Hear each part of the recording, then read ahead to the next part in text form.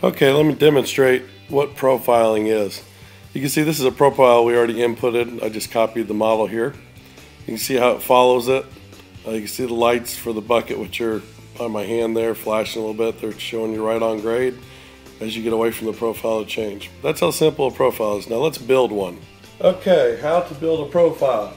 This is a profile. Let's say it's of a ditch, hopper of a pool, whatever you guys want to call it.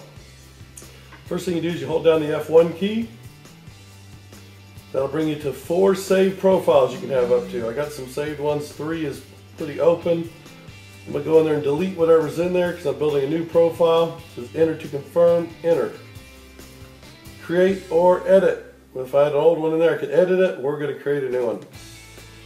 We're going to do the automatic. Manual is where you graph this out. You know, it's 0 here, 0, 0, 0, 2, 0, or I'm sorry, 4, 2, whatever. You put in your graphs right like that. So automatic's what we're going to do. So we're going to acquire a reference point. Your excavator is so big with this case, so you want to go to your farthest reference point, and this is the point that you always touch to start your program, or you 0 on. You hit enter. Then you want to acquire the number 1 position where you're going to start. Let's say we're going to start right here on this edge, right here, this slope. Hit enter, it flashes, enter. Same here, number 2 it's asking for, 2. Now you can change that to number 5 or 6 if you've got something, put something in the middle.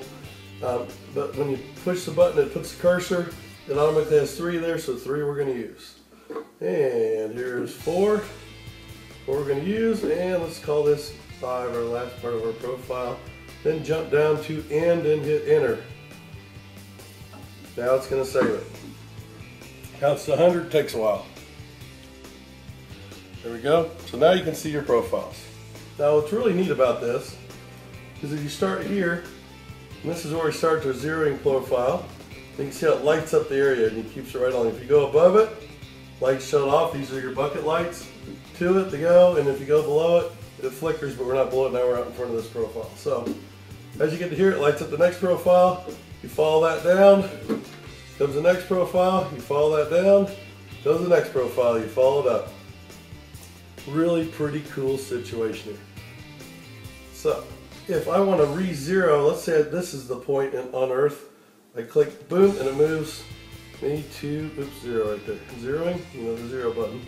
Now it says the profile, I gotta dig here, then I gotta dig here. You see how I'm out in space, I moved over that far. Oh, I'm off, I want to re-zero back to where I was. Click 0, boom, zeroes it right out. So every time you move down your ditch, you can pick your 0 point, everything else is figured out.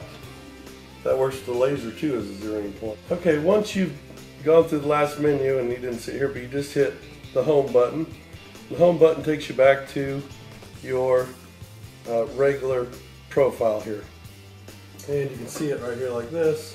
It's the same thing, it doesn't have the line to stick up, but this gives you everything. Right now it's telling you that from your 2 points, your Y slope, which is straight in line with you, is at 4.5%. It's not dead flat, it looks flat.